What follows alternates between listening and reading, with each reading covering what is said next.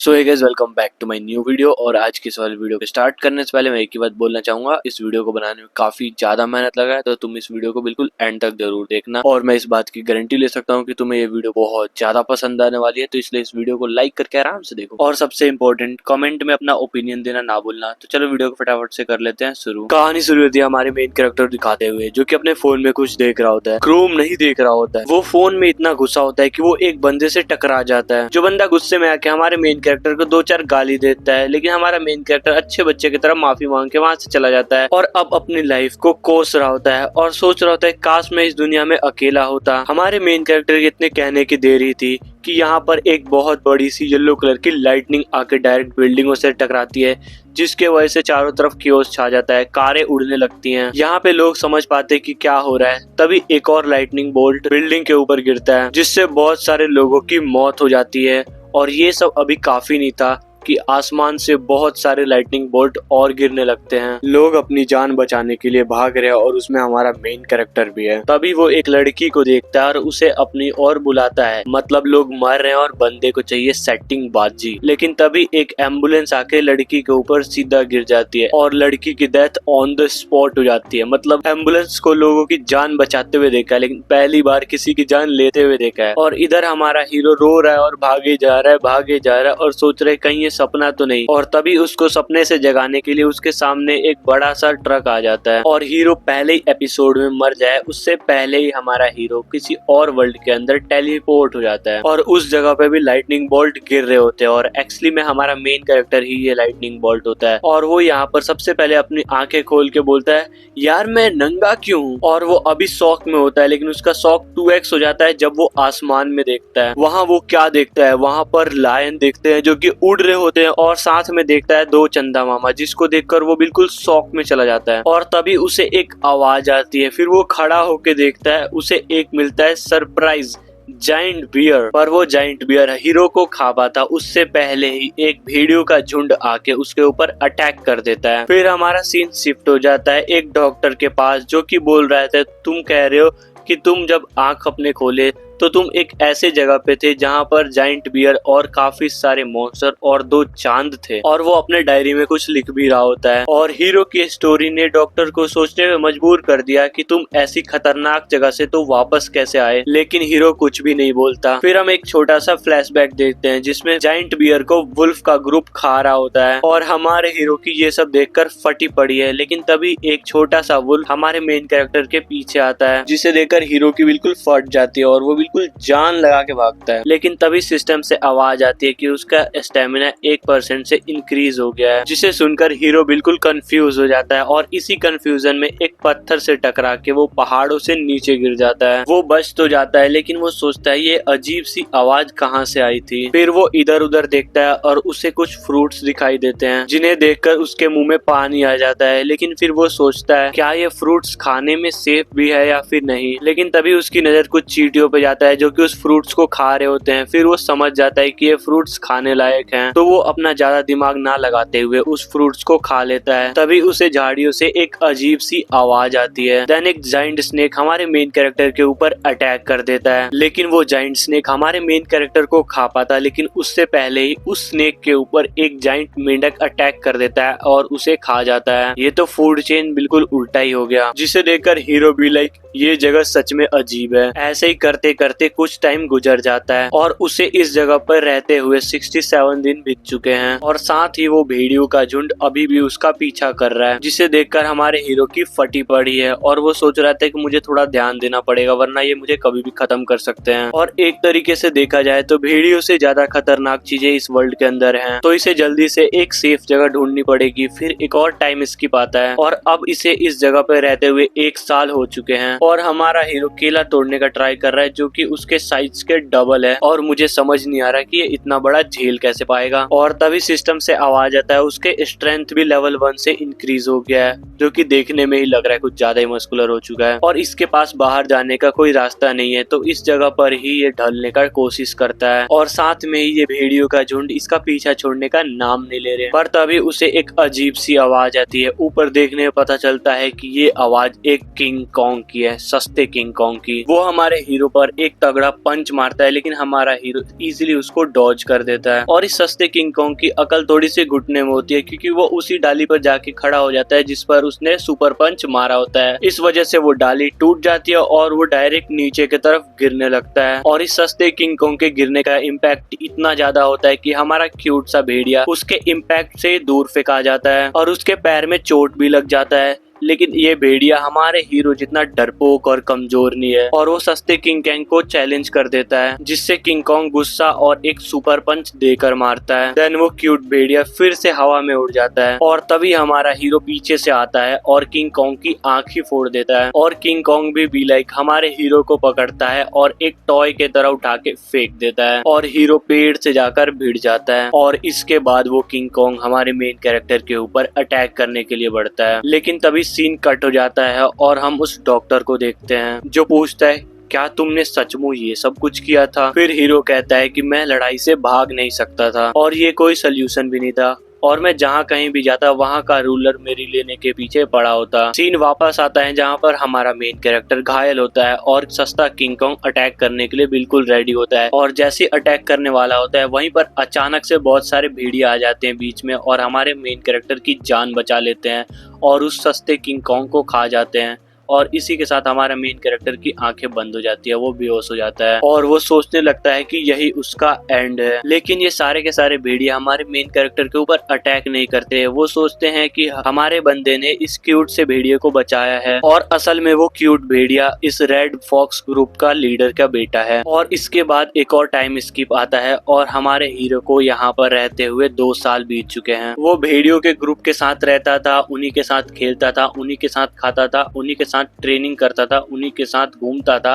और देख के ऐसा लगता है कि उन भेड़ियों ने हमारे मेन कैरेक्टर को अपने ग्रुप में शामिल कर लिया है। और ऐसे ही हमारे हीरो को इस जंगल में 31 साल हो जाते हैं और इसे ना तो इस जगह से बाहर निकलने का रास्ता पता है और ना ही यहाँ पर कोई और इंसान है। लेकिन यहाँ पे रहते हुए हमारा बंदा काफी ज्यादा स्ट्रांग हो चुका है, जो कि एक स्नेक को मार देता है और एक बॉर को इजिली अकेले ही मार देता है, वो भी एक शॉट के अंदर। और उसके बाद एक और टाइम स्किप और उसे यहाँ रहते हुए 120 साल हो चुके हैं। वो डेली सर्वाइवल के लिए हंट करता, इसी बीच उसने काफी दोस्त बनाए और कुछ को खोया भी। और हमारा हीरो अपनी सारी उम्मीद खो चुका था। तभी सीन दोबारा से डॉक्टर के ऊपर शिफ्ट होती है। डॉक्टर हमारे मेन कैरेक्टर से पूछता है, तो तुम वहाँ पर 500 साल रहे थे और भेड़ियों के राजा बने और इंसानों से 500 सालों तक बात नहीं किया, तो वापस कैसे आए? और तभी सीन शिफ्ट होता है किंग कॉन्ग और रेड वुल्फ पर, जो कि आपस में लड़ रहे होते हैं मूनलैंड पर कब्जा करने के लिए। और हमारा हीरो भी उसी फाइटिंग एरिया में है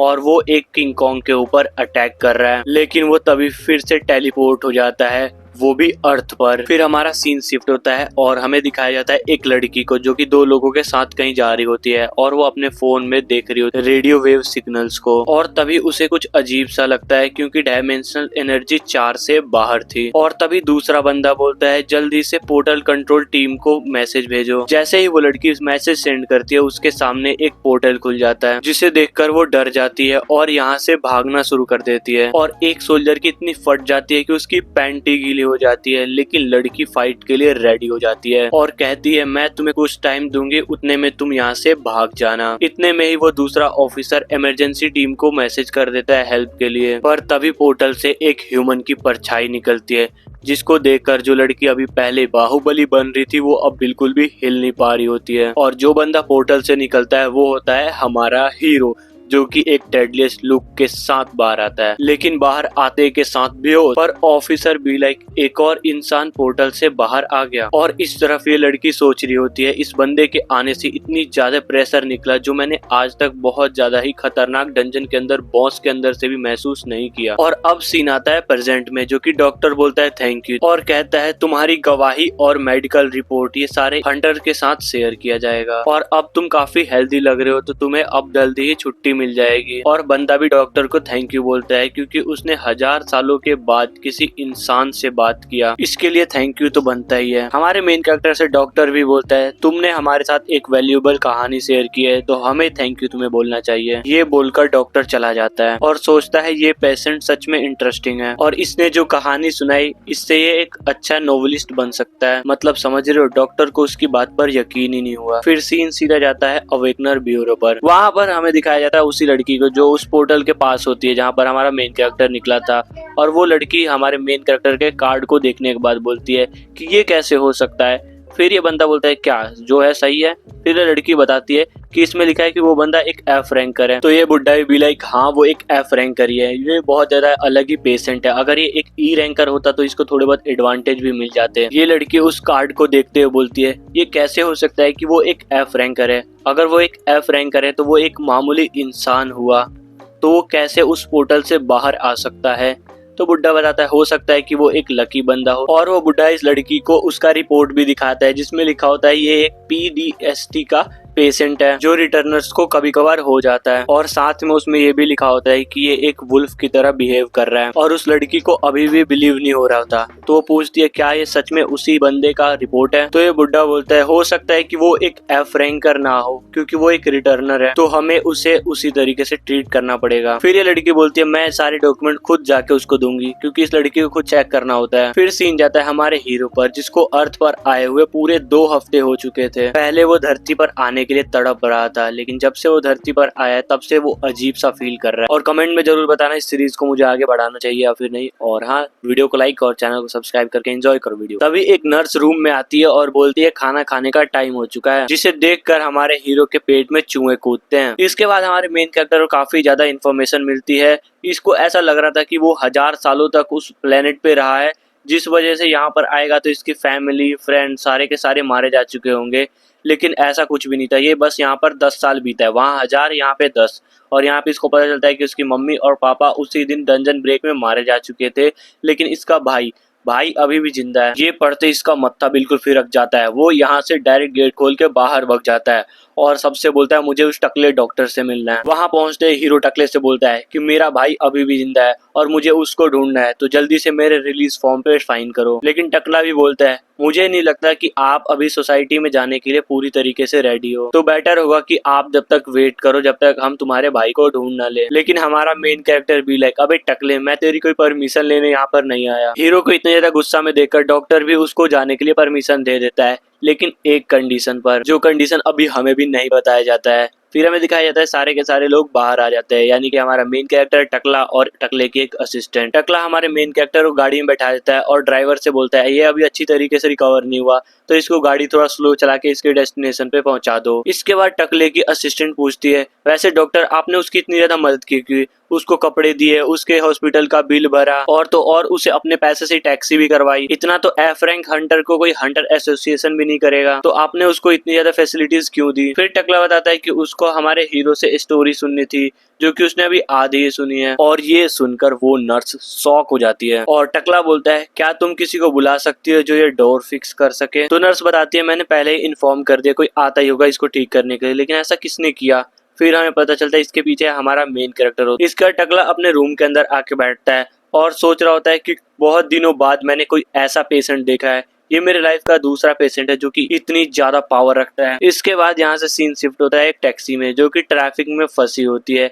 इसी टैक्सी के अंदर हमारा मेन कैरेक्टर बैठा होता है और वहां पर न्यूज चल रही होती है फोन के अंदर, जहाँ पर बताया जाता है कि एक मिस कैलकुलेशन की वजह से एक डंजन ब्रेक हो चुका है जहां से बहुत सारे मॉन्स्टर निकल रहे थे, लेकिन 15 मिनट के अंदर अंदर इस पूरे के पूरे सिचुएशन को कंट्रोल कर लिया गया है हंटर एसोसिएशन के द्वारा। इसके बाद हमें एक एड के द्वारा बताया जाता है super natural powerful fighting champion tournament के बारे में, जहां पर वर्ल्ड का 34 नंबर का रशियन हंटर मिखाइल की फाइट है वर्ल्ड के 48 नंबर के रैंक के हंटर ओरिजन से, और जो इस फाइट को जीतेगा उसकी नेक्स्ट फाइट जापान के नंबर 1 हीरो से होगी। लेकिन ये सब देखकर हीरो समझ नहीं पाता कि ये हो क्या रहा है। फिर उसको डॉक्टर की एक बात याद आती है कि पहले की दुनिया और इस दुनिया में जमीन आसमान का अंतर हो गया है। इसके बाद हमारा शिफ्ट होता है एक बिल्डिंग पे, बहुत बड़ी बिल्डिंग पे, जहाँ पर हमारा मेन कैरेक्टर अपना अवेकन कार्ड दिखा रहा है और जो लड़की उसका कार्ड देख रही होती है वो बोलती है कि आपकी रिक्वेस्ट रिजेक्ट कर दी गई है। तो हमारा मेन कैरेक्टर बोलता है ऐसा कैसे रिजेक्ट कर दिया। फिर लड़की बताती है कि आप एक एफ रैंक हंटर तो हैं, लेकिन इसके साथ ही आपको पॉइंट चाहिए होती है जो कि आपके 4 पॉइंट अभी भी कम है। लेकिन हमारे हीरो को कुछ समझ नहीं आ रहा होता है और वो सोच रहा था कि अभी तो 2 हफ्ते पहले ही तो मैं पोर्टल से बाहर आया हूँ। ये सुनकर लड़की को विश्वास नहीं हो रहा होता है, क्योंकि एफ रैंक मतलब नॉर्मल पर्सन, और नॉर्मल पर्सन पोर्टल से बाहर नहीं आ सकते, वरना उनके टुकड़े टुकड़े हो जाएंगे। तो पहले या तो किसी अवेकनिंग अकेडमी जाओ या फिर गिल्ड में जाकर पॉइंट कमाओ, और जब अवेकन हो जाओ फिर यहाँ आना। इसके बाद सीन शिफ्ट होता है और हमारा हीरो, जिसका नाम पार्क है, वो सोच रहा होता है कि यहाँ का सिस्टम कुछ ज्यादा ही अजीब है। इसके बाद हमारा सीन जाता है एक टैक्सी पर, जहाँ पर हमारा मेन कैरेक्टर बैठा होता है और वो पूछ रहा होता है कि ये जो गेट है ये कितने दूर तक फैले हैं। टैक्सी वाला बताता है कि ये गेट पूरे वर्ल्ड में फैले हुए हैं और ये पूरे 100 गेट्स के हैं।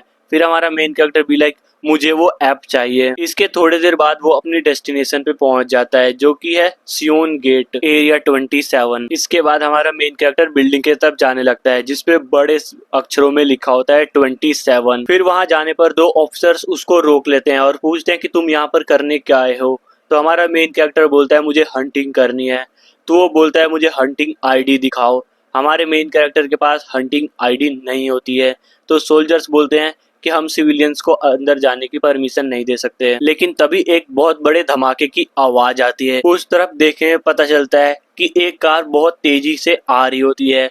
उसके अंदर एक इंसान कार चला रहा होता है और एक मॉन्स्टर उसको खा रहा होता है, बहुत बुरी तरीके से उसको मार रहा होता है। और वो कार आती है बहुत तेजी से और जाके दीवार से टकरा जाती है, जिसके वजह से वो कार वहीं पर पलट जाती है।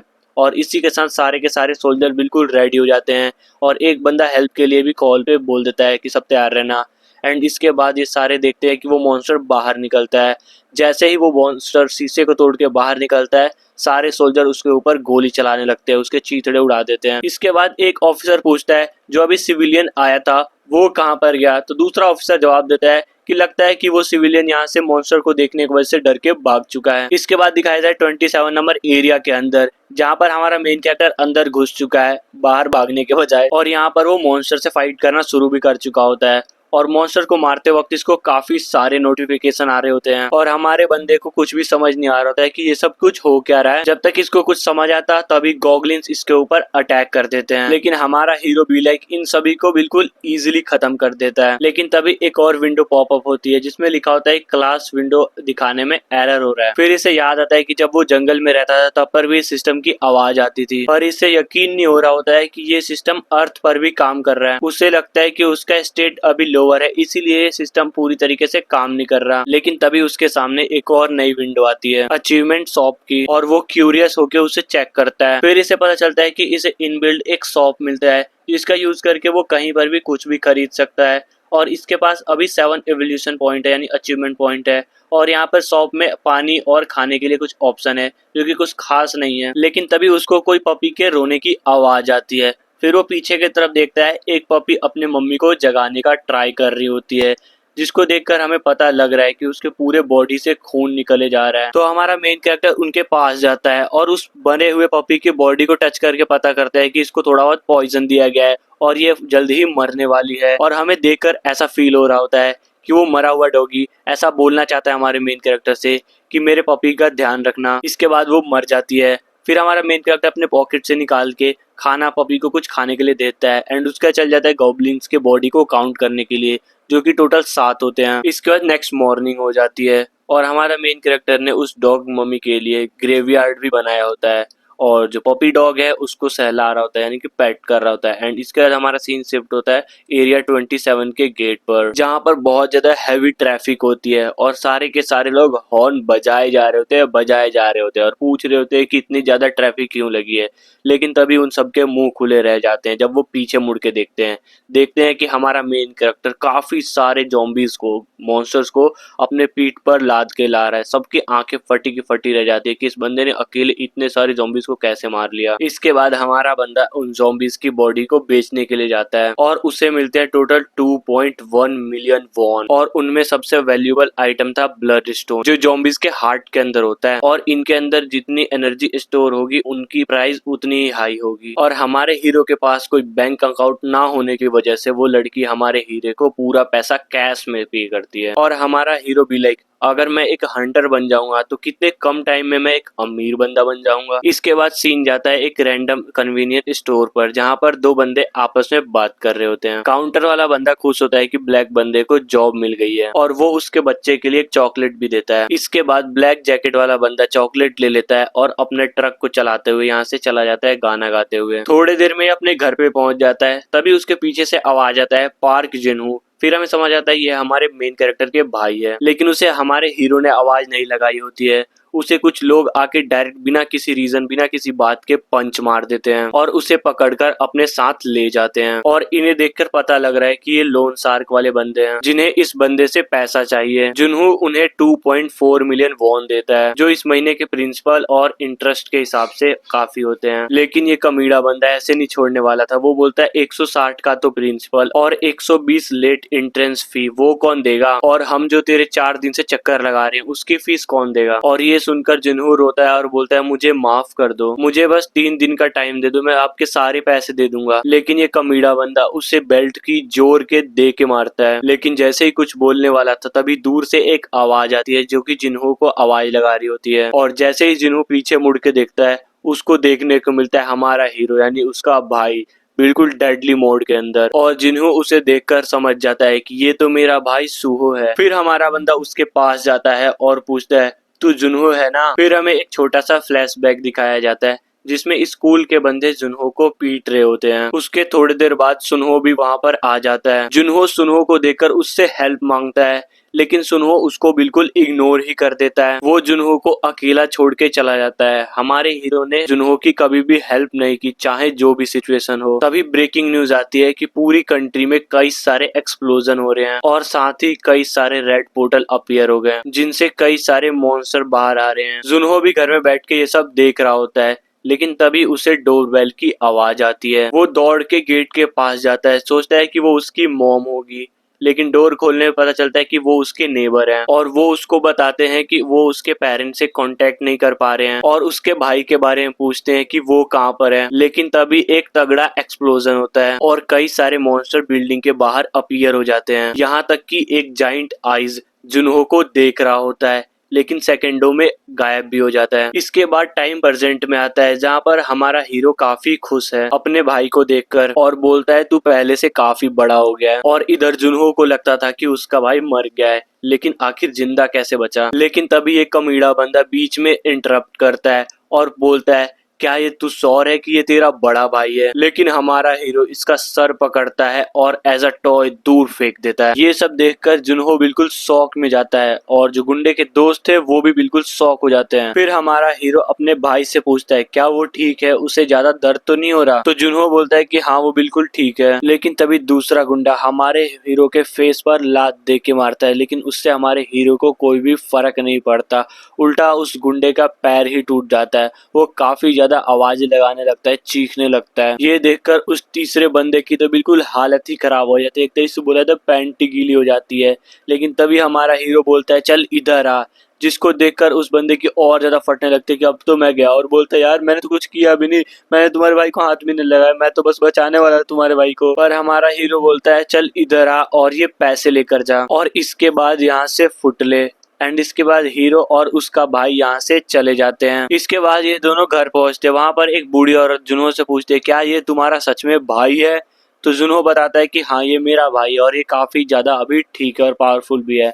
एंड इसके बाद ये दोनों घर में घुसते हैं, जहाँ पर जुन्हो का बेटा सो रहा होता है और ये उसका वन एंड ओनली ट्रेजर होता है। इसके बाद हमारे हीरो को पता चलता है कि इस बच्चे की मम्मी इन दोनों को छोड़कर चली गई है। लेकिन जुन्हो इतना ज्यादा अच्छा बंदा है जो बोलता है कि इसमें उसकी गलती नहीं थी, मैं इतना यूजलेस बंदा हूँ इस वजह से हुआ। इसके बाद हमारा हीरो मूड चेंज करने के लिए बोलता है कि हमें ड्रिंक करनी चाहिए। एंड इसके बाद ये दोनों टेबल पर जाके एक वोडका लेते हैं और दोनों पीते हैं मजे से। एंड उसके बाद बात कर रहे होते हैं। तो जुन्हो बताता है तेरे डिसअपीयर होने के बाद सभी को लगा था कि तू मारा गया, लेकिन तू वापस आ गया बिल्कुल वैसा जवान का जवान। तो हमारा हीरो पूछता है तेरे ऊपर लोन कितना है। तो जुन्हो बताता है उसके ऊपर पूरे के पूरे 50 मिलियन वॉन का लोन है। लेकिन इसमें कोई ज्यादा दिक्कत की बात नहीं है, सारे के सारे पैसे मैं टाइम के हिसाब से दे दूंगा क्योंकि मेरी जॉब लग गई है। फिर हमारा बंदा पूछता है कि वो किस तरीके की जॉब करता है, तो जुनहो बताता है कि वो ट्रांसपोर्टिंग जॉब करता है जो सिटी और डंजन के बीच होती है। तो मैं बता दूं, जो ट्रक ये चलाता है ये इसका नहीं है, ये उस बूढ़ी औरत का है जिसका बेटा मारा गया है उसी डंजन ब्रेक में। और इसी बीच जुनहो का बेटे की नींद खुल जाती है उस पॉपी के वजह से, और वो उठ के डायरेक्ट बाहर आता है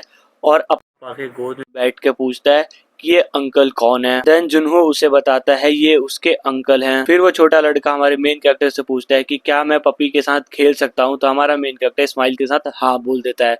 फिर वो जाके पपी के साथ खेलने लगता है, जिसे देखकर जुनहो बताता है उसे हमेशा से ही एक पपी चाहिए था। तभी हमारा हीरो बोलता है चलो साथ में काम करते हैं, लेकिन जुनहो को कुछ समझ नहीं आता कि हीरो बोल क्या रहा है। फिर हीरो बताता है कि वो सारा काम खुद करेगा लेकिन उसे वो ट्रक चाहिए। फिर जुनहो उससे पूछता है तू उस ट्रक का क्या करेगा। तब हमारे बंदे का एक कोल्ड रिप्लाई आता है, मॉन्स्टर हंटिंग। और ये सुनकर जुनहो कम्प्लीटली शॉक हो जाता है। इसके बाद हमारा सीन शिफ्ट होता है दोबारा से ब्यूरो के पास। वहां पर दोबारा से लड़की उसकी आईडी देखती है और इस बार शॉक हो जाती है क्योंकि ये रजिस्टर हो गया होता है एज अ रिटर्नी। तो हमारा हीरो पूछता है क्या अब मैं क्वालिफाई हो चुका हूँ, और ये लड़की भी हमारे हीरो को कांग्रेचुलेट करती है और गिफ्ट के तौर पर एक्सफोन 50 देती है, आईफोन का महंगा वर्जन। और साथ ही ये बोलती है कि अवेकन सेंटर ऐप डाउनलोड करना मत भूलना, और साथ में बताती है कि जब तुम बहुत सारे मॉन्स्टर को मारोगे और उनके एनर्जी कलेक्ट करोगे तो तुम ई रैंक पे प्रमोट कर दिए जाओगे, और इसके साथ तुम्हें बहुत सारे बेनिफिट मिलेंगे जिनमें से एक है पेंशन का। तो लड़की उससे पूछती है क्या आपको स्टेट विंडो ओपन करने आता है क्या, क्योंकि रिसेंट टेक्निकल इश्यू की वजह से इंटरफेस चेंज हो गए हैं। और उसी मोमेंट हमारे बंदे के सामने सिस्टम स्क्रीन आ जाती है और सारे स्टेट दिखते हैं उसमें, और ये सब देखकर हमारा बंदा सोच रहा होता है कि उसका स्टेट इतना लो क्यों है। फिर हमारा सीन शिफ्ट हो जाता है हमारे हीरो के भाई पर, जो कि काफी ज्यादा खुश होता है उसके बड़े भाई के फोन लेने पर, और ऑफिशियली हंटर के लिस्ट में ज्वाइन होने पर उसे कांग्रेचुलेट करता है और आगे बोलता है अब तो तुम्हें बस हंटर एग्जाम पास करना है। और हमारा बंदा भी लाइक टेस्ट से पहले मुझे तेरा कर्ज चुकाना है। तो जुनहो बोलता है अभी भी तू एफ रैंकर है, मुझे तो नहीं लगता तू इतना ज्यादा कैपेबल है कि तू मॉन्स्टर हंट करे। लेकिन हमारा बंदा उसकी बात सुने बिना ही कॉल को कट कर देता है। तो जुनहो सोचता है यार ये सच में मेरा ही भाई है। इसके बाद हमारा बंदा मॉन्स्टर बाउंटी चेक करता है तो देखता है कि एक गेट तो क्लोज हो गया है। फिर सीन जाता है एरिया 77 पर, जहाँ पर सभी गाड़ियों को चेक करके भेजा जा रहा है। फिर हम एक गाड़ी को देखते हैं जहाँ पर काफी सारे लोग बैठे हैं और वो सारे के सारे नर्वस लग रहे हैं। तभी जो गाड़ी चला रहा होता है वो बंदा बोलता है अरे यार चिल करो यार, हम सब अवेकनर हैं। फिर वो उन्हें याद दिलाता है कि अगर हमें सीला ग्रुप का ऑफिशियल मेंबर बनना है तो हमें डंजन टेस्ट पास करना ही होगा। इसकी बातें सुनकर सारे बंदे मोटिवेट हो जाते हैं, लेकिन ये बंदा काफी ज्यादा इरिटेट हो जाता है और कहता है ये सभी के सभी लूजर हैं, और वो साफ बोलता है तुम ये सब पैसों के लिए कर रहे हो और तुम बिना कनेक्शन के यहाँ तक नहीं पहुँच पाते। और फिर ये बंदा बोलता है इस बार हमें न्यू रिक्रूटमेंट में कोई टैलेंटेड बंदा नहीं मिला। तभी हमारा सीन जाता है हमारे हीरो पर, जो कि यहाँ पर आ चुका है,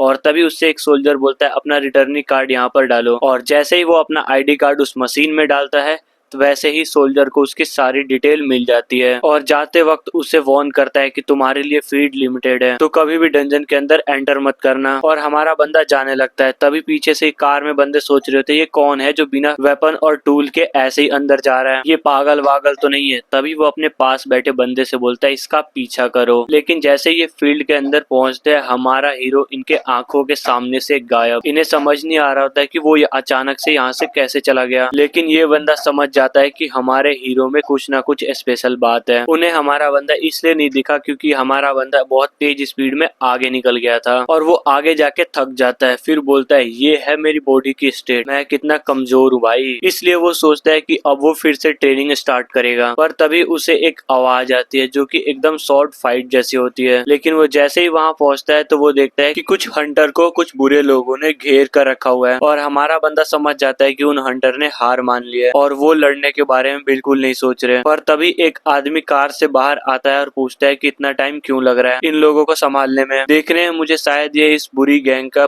बॉस लग रहा है। और वो काफी गुस्से में और बोलता है यार बस 3 लोग ही तो इन्हें जल्दी निपटाओ। तभी एक हंटर उस बॉस को देखता है और समझ जाता है कि ये घूसी चोई है जिस पर बाउंटी है वो भी 4000 की। हीरो तो ये सब सुन के जा ही रहा होता है, लेकिन जैसे ही वो सुनता है 4000 वो वहीं पे रुक जाता है, और इधर सारे हंटर उसको पहचान जाते हैं कि ये घूसी चोई है जो कि सीरेक वेंटर है। तभी उस बुरी गैंग का एक बंदा बोलता है कि तुमने हमारे बॉस का नाम कैसे लिया, अब तुम सब मारे जाओगे। और बॉस भी कंफर्म करता है कि हाँ मैं वही बंदा हूँ जिसके सर पे 4K बाउंटी है, अगर चाहिए तो आ जाओ। लेकिन उन सारे के सारे बंदों की तो हालत पहले से खराब है, फटी पड़ी है। वो बोलते हैं कि अगर तुम हमें जाने दोगे तो हम तुम्हें सब कुछ दे देंगे अपना। तो बॉस बोलता है अगर तुम सब कुछ दे ही दोगे तो मजा कैसे आएगा, और वो सीधा उन पर अटैक कर देता है। और तभी बीच में आ जाता है हमारा मेन कैरेक्टर शीशा तोड़ते हुए, और डायरेक्ट एक हीरो वाली एंट्री लेता है जिससे फ्लोर भी टूट जाती है। और उसको देखकर सारे के सारे बंदे बिल्कुल शॉक हो जाते हैं कि हैं ये है कौन। और बॉस भी सोच रहा था कि हैं ये कौन है जो मरना चाहता है और फाइट के बीच में आया है। लेकिन दूसरी तरफ हमारे बंदे के मन में तो बस $4000 की ख्वाब चल रहे हैं। और जो बॉस के दोस्त होते हैं, गुंडे होते हैं, वो बोलते हैं अरे भाई अगर तू जिंदा रहना चाहता है तो यहाँ से भाग जा। और इधर बॉस बहुत जोर से हंसता है और बोलता है तू तो मुझे किसी रिटर्निंग डिपार्टमेंट का भी नहीं लग रहा, तो अपने काम से काम रख। और इसी के साथ हमारे बंदे की बॉडी में एक तगड़ी सेंसेशन होती है और वो बिल्कुल जम जाता है और वो मूव भी नहीं कर पाता। और बॉस कहता है कि तू मेरी आंखों में 5 सेकंड से ज्यादा नहीं देख सकता, और अगर देखा तो तू मूव भी नहीं कर पाएगा। और इसी के साथ वो अपने गुंडे लोगों से बोलता है कि जल्दी इसे खत्म करो। और जैसे ही वो जा रहे होते हुए हमारे हीरो पे अटैक करने के लिए, लेकिन तभी हमारा हीरो बॉस के मुंह पर एक दे के पंच मारता है और उधर सारे बंदे शॉक। और बॉस सोच रहा था कि इस पर मेरा मैजिक काम क्यों नहीं किया और ये हिला कैसे। तो हमारा हीरो बोलता है तू इसे मैजिक बोलता है। एंड उसके बाद वो अपनी पावर एक्टिवेट करता है और एक घूसे को बनाते हुए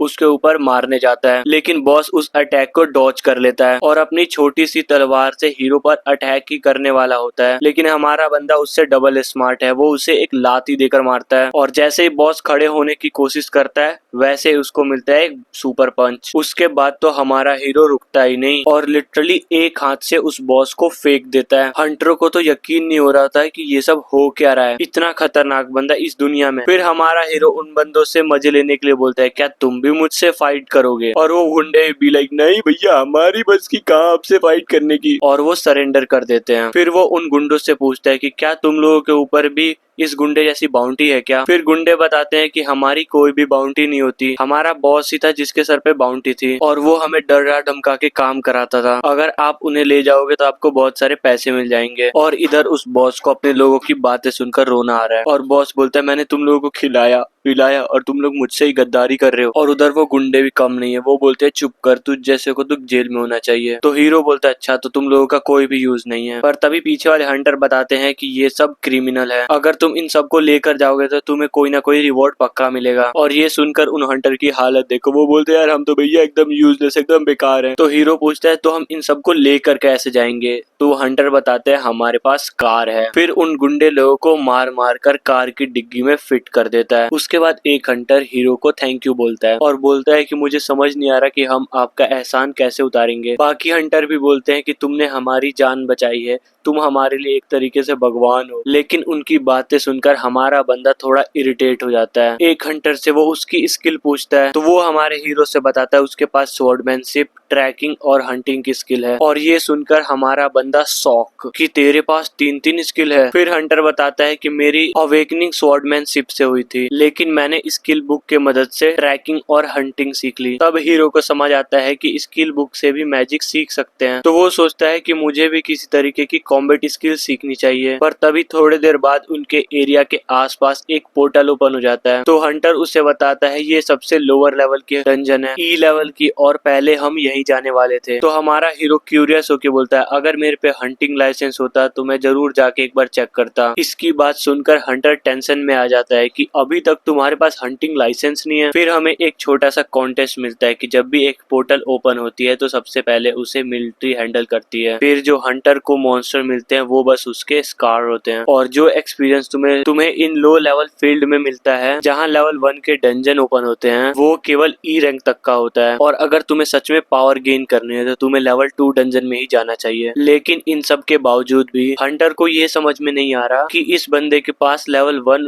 डंजन का एक्सपीरियंस भी नहीं है, तो इसने एक सी रैंक के बंदे को कैसे हरा दिया। तो वो क्यूरियस होके हमारे बंदे से उसकी रैंक पूछता है और जैसे ही हीरो एफ बोलता है वो बंदा बिल्कुल शॉक हो जाता है और अपने गाड़ी का कंट्रोल खोने लगता है। तभी हमारा बंदा उससे एक फेवर मांगता है। इसके बाद सीन शिफ्ट होता है हमारा डंजन के पास जहाँ से ये सीला ग्रुप का बंदा बाहर निकलता है। जाता है और इसकी पूरी टीम बाहर निकलती है जो कि काफी ज्यादा इंजर्ड होती है और यहाँ तक कि एक बंदे का हाथ भी टूट जाता है। और तभी इनका कैप्टन गुस्सा होकर बोलता है कि आजकल किसी को भी हंटिंग लाइसेंस मिल जाता है क्या, और कहता है मैं सबसे पहले उस इंटरव्यूअर को बाहर निकालूंगा जो इन जैसे लूजर को रिक्रूट करता है। उसका दूसरा बंदा उसको रिलैक्स होने को बोलता है और बोलता है न्यूबीज पर गुस्सा करना कोई फायदा नहीं है, और बोलता है आपको तो पता है कि गिल्ड की क्या हालत है। ये सब सुन के कैप्टन पूरी तरीके से फ्रस्ट्रेटेड हो जाता है और कैप्टन सोचता है कि ये लोग जिनके माँ बाप बहुत अमीर होते हैं वो आसानी से इधर घुस जाते हैं और अवेकनर बन जाते हैं। उसके बाद उनके पेरेंट्स हंटर हायर कर लेते हैं ताकि वो डेंजर क्लियर कर सके, और फिर वो रेडी हो जाते हैं गिल्ड ज्वाइन करने के लिए और मिशन पर निकल जाते हैं और पूरा बोझ उठाना पड़ता है हम जैसे लोगों को। तब ये बंदा बोलता है कि सर आपका मूड ठंडा करने के लिए मेरे पास एक आइडिया है, चलो साथ में ड्रिंक करते हैं। तभी कैप्टन नोटिस करता है कि जब ये लेवल 1 की डंजन गायब होने वाली है तो ये इतनी ज्यादा हलचल क्यों हो रही है, क्या कुछ हुआ है यहाँ पर। वो जैसे ही एक सोल्जर से पूछता है तो वो इसे बताता है यहाँ पर काफी बड़ा सीन हो गया है, किसी बंदे ने 10 लुटेरे को डिलीवर किया है और उनमें से एक बंदा सी लेवल का था जिसका नाम आपने पक्का सुना होगा। कैप्टन जैसे उसका नाम सुनता है तो वो पूछता है कि क्या यहाँ पर कोई आज हाई रैंक का बंदा विजिट करने वाला था क्या। नहीं सर कोई नहीं, बस एक एफ रैंक का बंदा था जिसके पास हंटिंग लाइसेंस भी नहीं था। वो कैप्टन टोटली डिसबिलीव में होता है कि ये सब कैसे हो गया। सोल्जर बताता है कि मुझे ज्यादा तो नहीं पता लेकिन इतना है कि वो बंदा डायरेक्ट जाके इन लुटेरों की पिटाई कर दी। और ये सुनकर कैप्टन और भी शॉक हो जाता है और सोचता है कि कहीं ये वही बंदा तो नहीं जो मैंने टनल में देखा था। वो तुरंत पूछता है वो एफ रैंकर कहाँ गया, तो वो सोल्जर बताता है कि सर मैंने उसे डंजन की ओर जाते हुए देखा था। और ये सुनकर कैप्टन इमीडिएटली पोर्टल की तरफ भागता है और कहता है कि मुझे अपनी आंखों से देखना है कि ये सब कुछ सच है या फिर नहीं। फिर वो एक ऑफिसर से पूछता है कि क्या आप मुझे बता सकते हो जिस बंदे ने इन लुटेरों को पकड़ा था वो किस गेट से डंजन के अंदर गया है। इसी बीच हमारा हीरो उस हंटर के साथ पोर्टल में एंटर करता है और बोलता है कि इस बार तो मुझे बिल्कुल भी दर्द नहीं हुआ और मेरे कपड़े भी ठीक हैं। फिर वो हंटर बताता है कि जो आइटम डायमेंशनल एनर्जी के बिना होते हैं वो पोर्टल में नहीं आ पाते, और जैसा कि तुमने अभी देखा ये कपड़े इजीली पास हो गए क्योंकि ये पोर्टल के अंदर के मटेरियल से बने हैं। फिर हमारा बंदा जैसे ही साइड में देखता है तो थोड़ा सा कंफ्यूज होकर पूछता है कि ये क्या है। तब हंटर बताता है कि इसे डोर बोलते हैं। जिस पोर्टल से अभी हम आए हैं ना वो उन कई डोरों में से एक है जो पूरे 38 डंजन का एक्सेस देता है, और हम इस डोर से डंजन 24 में आए हैं। और तभी अचानक से वो डोर गायब हो जाता है जिससे हमारा हीरो पूछता है कि अब ये डोर कहाँ गया। तो वो हंटर बताता है कि अब ये डोर तभी वापस आएगा जब हम ये डंजन कंप्लीट कर देंगे। और हमारा बंदा बी लाइक तो सभी मॉन्स्टर को मारना पड़ेगा, लेकिन तभी हंटर बोलता है नहीं, अगर हम बॉस मॉन्स्टर को भी मार देंगे तो हमारा काम हो जाएगा। फिर हमारा हीरो थोड़ा स्ट्रेच करता है और बोलता है चलो फिर तो ठीक है, इसमें ज्यादा टाइम नहीं लगेगा, और एकदम तेज स्पीड में निकल जाता है। और ये देखकर हंटर बिल्कुल शॉक और सोच रहा था कि ये है कौन। उसके हिसाब से इतनी पावर के साथ हमारा बंदा रिकॉर्ड टाइम के अंदर ही लेवल 1 डंजन को क्लियर कर सकता है। लेकिन तभी उसे रियलाइज होता है कि हमारे हीरो के पास तो ट्रैकिंग एबिलिटी है ही नहीं, और अगर वो टाइम लिमिट से पहले एग्जिट डोर के पास नहीं पहुंचा तो वो यहीं पर अटक जाएगा, और अगर वो यहाँ पर अटक गया तो पोर्टल के साथ साथ वो भी गायब हो जाएगा। फिर सीन शिफ्ट होता है इस कैप्टन के पास जहाँ पर एक ऑफिसर उसे बताता है कि डोर 24 तो क्लोज हो गया। ये इसके लिए बिल्कुल भी अच्छी बात नहीं होती। फिर सीन शिफ्ट होता है वहाँ पर जहाँ पर हमारा हीरो था। वहाँ पर दिखाया जाता है बहुत सारे मॉन्स्टर इधर उधर घूम रहे होते हैं, लेकिन तभी एक हीरो को आके चाकू लगता है जो कि हमारे मेन कैरेक्टर ने उसको मारा होता है, एंड इसी के साथ यहाँ के सारे मॉन्स्टर को हमारा हीरो मार देता है।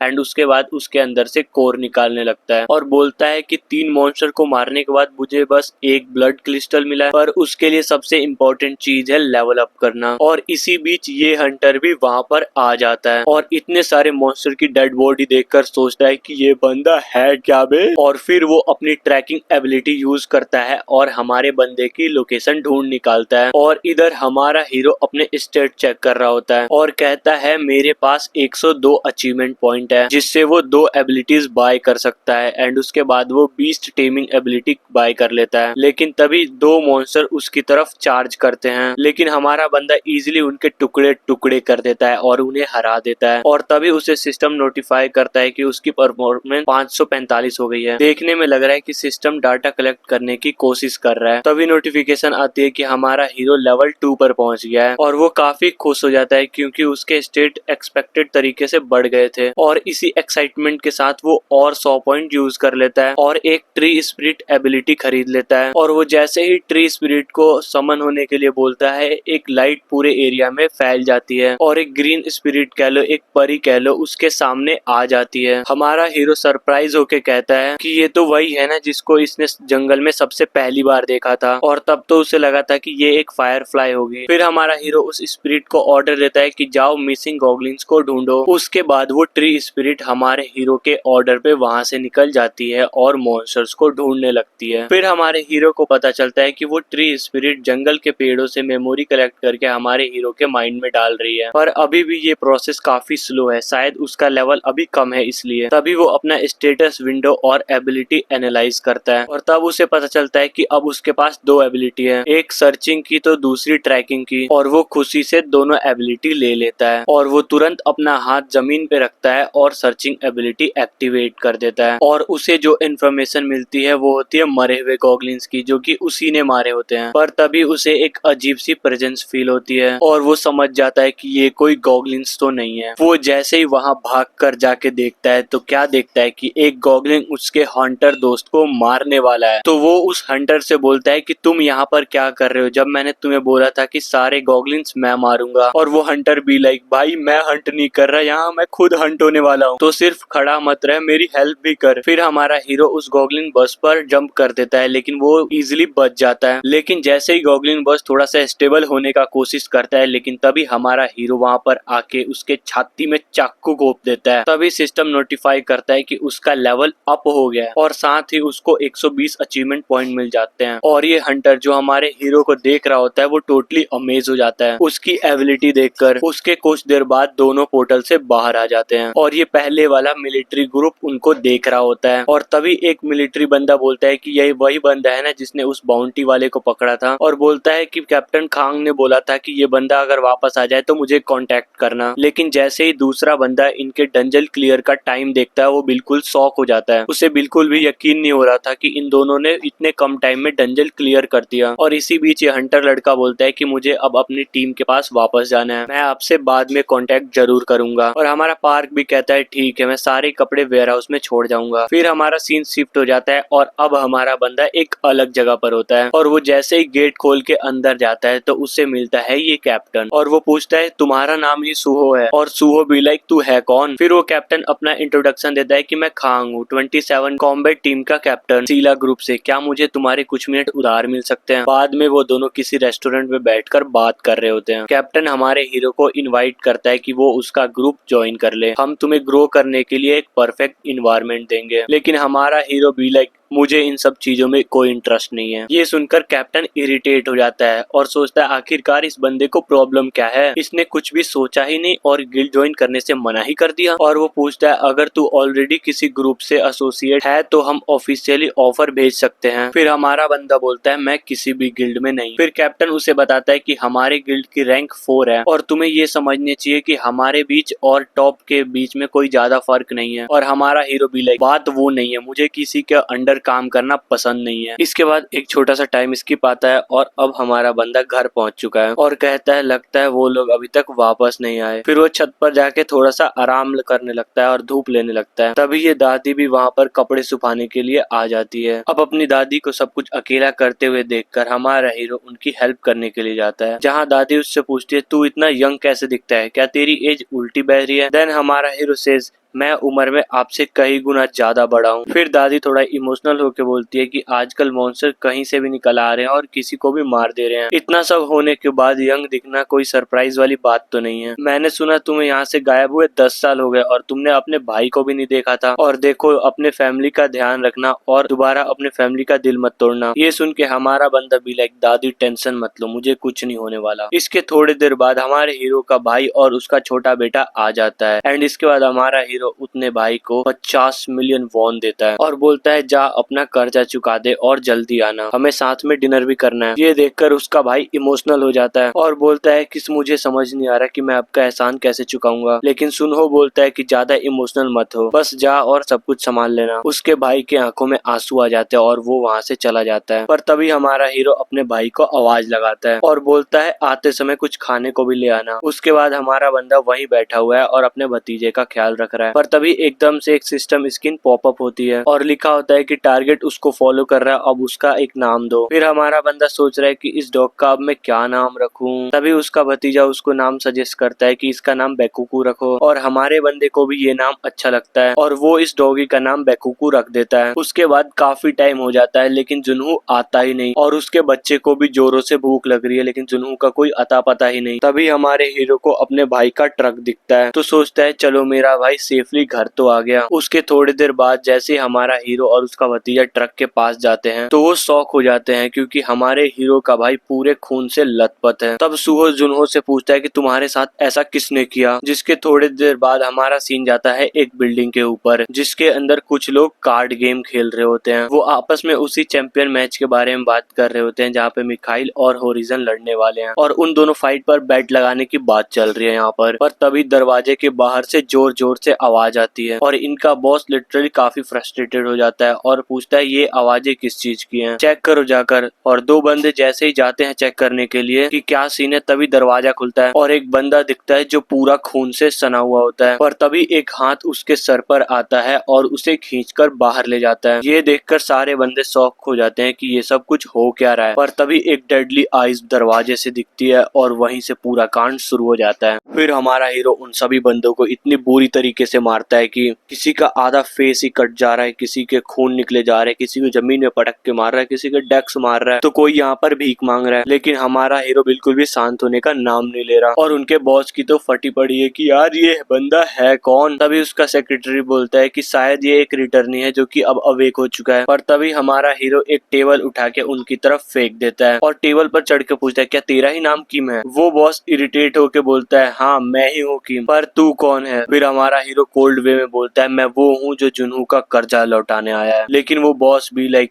तू अपने आप को समझता क्या है, किसी भी ऑफिस में चढ़ेगा वहाँ के इनोसेंट लोगों को मारेगा तो तेरे साथ कुछ नहीं होगा क्या, तू भी नहीं बचेगा। पर तभी हमारा हीरो उसके मुंह पर एक जोरदार थप्पड़ जड़ देता है और कहता है कि इसमें उसका क्या कसूर था, मेरा भाई बस अपना कर्जा चुकाने के लिए आया था तो तुमने उसके साथ ऐसा क्यों किया। तुम्हें बस पैसों से मतलब था तो पैसे लेके निकलते ना, तो तुमने अपनी लाइन क्रॉस क्यों की। और इस बीच हमारा हीरो उसको थप्पड़ पे थप्पड़ मार ही जा रहा होता है। वो बंदा हमारे हीरो से भीख मांगते बोलता है भाई मुझे छोड़ दे, मुझसे गलती हो गई। तभी हमारा हीरो कोल्ड स्टाइल में बोलता है कर्जा सेटल कर वरना यहीं चाटे मार मार के जिंदा मार दूंगा। और वो बंदा रोते हुए बोलता है मैं अभी के अभी सब कुछ सेटल करता हूँ। इसके बाद ये पूरा गैंग हमारे हीरो के सामने घुटनों पर बैठा है और सब के सब बोल रहे थे कि आज से जुनू का सारा कर्जा सेटल हो चुका है और अब वो कम्प्लीटली कर्जे से फ्री है। और फिर हमारा हीरो उनको वार्निंग देता है कि अब तुम मुझे दिखे तो तुम लोग अपनी कब्र खोद लेना। इसके बाद सारे गुंडे घुटनों पर बैठ के हाँ में हाँ मिलाते हैं और बोलते हैं कि भाई हम सब समझ गए। इसके बाद हमारा बंदा यहाँ से चला जाता है। उसके जाते ही ये बॉस अपनी औकात दिखा देता है और कहता है कि मेरे पास भी कई सारे कनेक्शन है तो अब सब के सब तुम मरोगे। इसके बाद सीन जाता है इस कैप्टन के पास जो कि अपने दोस्त से बोल रहा होता है कि मुझे एक नया टैलेंट मिल चुका है। उसे हमारे हीरो की सारी डिटेल देखने को बोलता है और वो जैसे ही हमारे हीरो की सारी डिटेल देखता है तो वो थोड़ा हैरान हो जाता है और कहता है कि ये तो एक एफ रैंकर है और इसने आज ही रजिस्टर कराया है। तो कैप्टन बोलता है हाँ मैं इसलिए तो बोल रहा था और ये बंदा सच में इंटरेस्टिंग है, इसकी प्रोफाइल को हमें डीप में चेक करना चाहिए। वो दूसरा बंदा जैसे उसकी प्रोफाइल चेक करने जाता है सिस्टम पॉपअप आ जाता है एक्सेस डिनाई। ये दोनों शॉक में आ जाते हैं कि ये बंदा है कौन जिसका प्रोफाइल कॉन्फिडेंशियल रखा गया है। लेकिन फिर भी ये बंदा किसी न किसी तरीके से करके सिक्योरिटी बाईपास करके उसका इन्फॉर्मेशन निकाल ही लेता है। और उनको एक बात समझ नहीं आ रही होती है कि इसकी प्रोफाइल को इतना सीक्रेटली क्यों रखा गया है।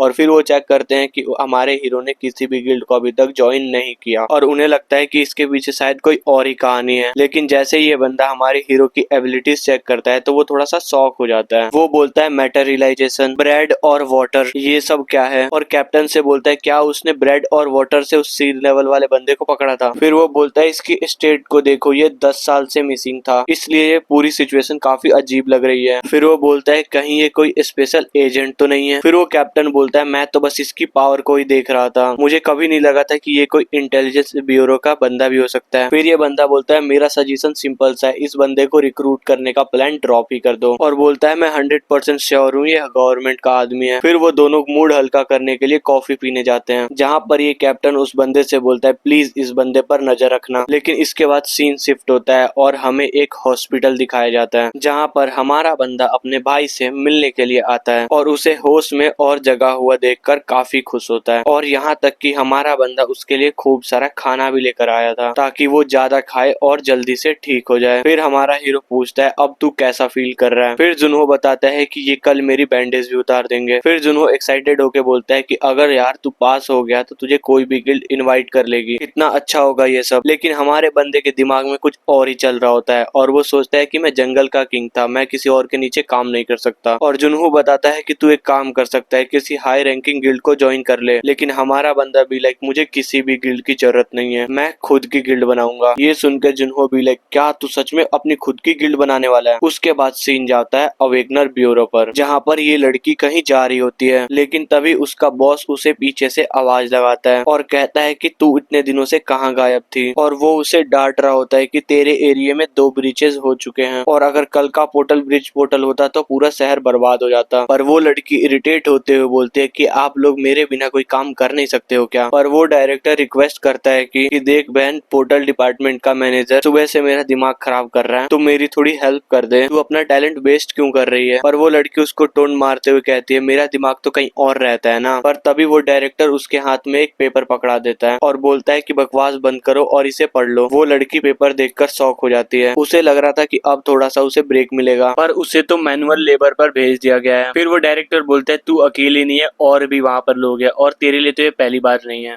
फिर वो लड़की वहाँ से गुस्से में चली जाती है और इधर ये डायरेक्टर उसे चिल्ला के बोलता है देखो गुस्से में आकर किसी कैंडिडेट को रिजेक्ट मत कर देना, हमारे पास लोगों की कमी है, हमें हर एक बंदा चाहिए। फिर ये लड़की बोलती है बेहतर होगा मैं उन लूजर को रिजेक्ट कर दूं जो खुद को प्रोटेक्ट नहीं कर सकते। फिर हमारा सीन जाता है जहाँ पर बहुत सारे लोग होते हैं और वो आपस में बात कर रहे होते हैं कि हमें इस बार पास होना ही है। और यहाँ पर एक बंदा होता है जो यूट्यूब पर लाइव स्ट्रीम कर रहा होता है और ये काफी ज्यादा एक्साइटेड दिख रहा होता है और बोल रहा होता है कि मुझे इस बार मेरा हंटर लाइसेंस चाहिए। और जैसे ही ये बंदा इंस्पेक्टर्स को देखता है अपनी लाइव स्ट्रीम बंद कर देता है और तभी हमारा हीरो उसके पीछे आ जाता है और उसके फोन को घूरते हुए बोलता है भाई ये सब क्या है और ये सब हो क्या रहा है। और वो बंदा गुस्से में बोलता है क्या तूने कभी लाइव स्ट्रीम नहीं देखी क्या। और हमारा बंदा तो उससे चिपक ही जाता है और बोलता है यार तुझे कितना सारा चीजें पता है, तू बहुत ज्यादा इंटरेस्टिंग है। तभी एक बंदा सबको वेलकम करता है और बोलता है मैं मैनेजर किम हूँ और इस 3 दिन तक चलने वाले हंटर एग्जाम का चीफ इंस्पेक्टर हूँ और मेरे साथ यहाँ पर 21 इंस्पेक्टर है जो कि तुम्हें जज करने वाले हैं कि तुम में इस टेस्ट को पास करने की औकात है भी या नहीं। और वो आगे बोलता है कि जब तुम आए थे तो सबको एक टिकट मिला था जिस पर तुम्हारा नंबर लिखा हुआ है, अब हम रैंडम ड्रॉ से तुम्हारा इंस्पेक्टर सेलेक्ट करेंगे, जिसका नाम बुलाया जाएगा वो एक लाइन में खड़ा हो जाएगा अपने इंस्पेक्टर के साथ। और ऐसे ही टाइम गुजर जाता है और काफी लोगों का नाम बुलाया जाता है। फिर हमारे हीरो की बारी आती है जिसका नंबर होता है 15। पर जैसे ही देखता है कि उसका इंस्पेक्टर कौन है तो वो हैरान हो जाता है क्योंकि उसका इंस्पेक्टर वही लड़की है जो उसे पहले मिली थी। उसके बाद चीफ इंस्पेक्टर बोलता है अब सभी यहाँ से चले जाओ और अपने अपने रूम में जाके बैठो अगले अनाउंसमेंट तक। उसके बाद हम सेम यूट्यूबर को देखते हैं जो कि हमारे हीरो के टीम में ही है। हीरो जैसे ही उसकी हालत देखता है तो वो उससे पूछता है कि तू रो क्यों रहा है, तू तो पहले बड़ा जोश में दिख रहा था मुझे। वो यूट्यूबर हमारे बंदे को जैसे देखता है वो पहचान जाता है कि अरे ये तो वही बंदा है। फिर वो हमारे हीरो को बताता है कि तुझे पता भी है कि उस ब्लोंड लेडी का पूरा नाम क्या है, लोग उसको बिच क्यों बोलते हैं, मालूम भी है तुम्हें, और अगर उसका मूड खराब हो जाता है तो सबको ही आउट कर सकती है। फिर हमारा हीरो बोलता है अगर कोई बंदा रेडी नहीं तो उसमें उस इंस्पेक्टर की क्या गलती। फिर वो यूट्यूबर इरिटेट होते हुए बोलता है भाई तू तो मेरे वर्ड्स को इग्नोर ही कर रहा है, मुझे पहले से पता था कि तू बेकार निकलेगा, थोड़ा तो सीनियर्स की रिस्पेक्ट करना सीख। फिर हमारा हीरो सीधे बोलता है अगर तुझे मेरे टोन से दिक्कत है तो असली मर्दों की तरह इसे सॉल्व करते हैं फाइट करके। इस बात को सुनकर वो यूट्यूबर बोलता है तुझे क्या लगा मैं कोई इजी टारगेट हूँ। फिर हमारा हीरो भी लाइक हाँ मुझे तो ऐसा ही लग रहा है। हमारे हीरो की बात सुन के वो यूट्यूबर और भी भड़क जाता है और बोलता है चल इसको आज सेटल कर ही लेते हैं। इसके थोड़ी देर बाद ये चोई भी यहाँ पर पहुंच जाती है, लेकिन वो देखती है कि रूम में तो कोई नहीं है। फिर वो गुस्से से लाल हो जाती है। फिर हमारा सीन जाता है एक रिंग एरिया में, जहाँ पर हमारा हीरो और वो यूट्यूबर फाइट के लिए रेडी हो रहे होते हैं। और वो यूट्यूबर हमारे हीरो से बोलता है कि तूने गलत बंदे से नाम ले लिया, तूने कभी टीवी पर फेरी हीरो का नाम सुना है? मैं एक प्रोमिसिंग बॉक्सर यूट्यूबर हूँ। लेकिन हमारा हीरो भी लाइक यूट्यूबर एक कोई खाने की चीज है क्या? ये सुनकर वो यूट्यूबर और भी ज्यादा गुस्से में आ जाता है, बोलता है अब तुझे सबक सिखाना ही पड़ेगा। और यहाँ पर जितने भी बंदे होते हैं वो सारे के सारे चेयर कर रहे होते हैं कि लड़ो भाई लड़ो। और ये यूट्यूबर भी बोलता है कि मेरी हॉबी ही है बदतमीज लोगों को सबक सिखाना। और हाँ, मेरे चैनल पे डेली वीडियोस आती है जिससे तुम डेली मजे ले सकते हो। और मुझे कमेंट में जरूर बताना कि मुझे इस सीरीज को आगे कंटिन्यू करना चाहिए या फिर नहीं। अगर हाँ तो कमेंट में नेक्स्ट पार्ट लिखना मत भूलना और चैनल को सब्सक्राइब कर लो क्योंकि ये चैनल अच्छा है।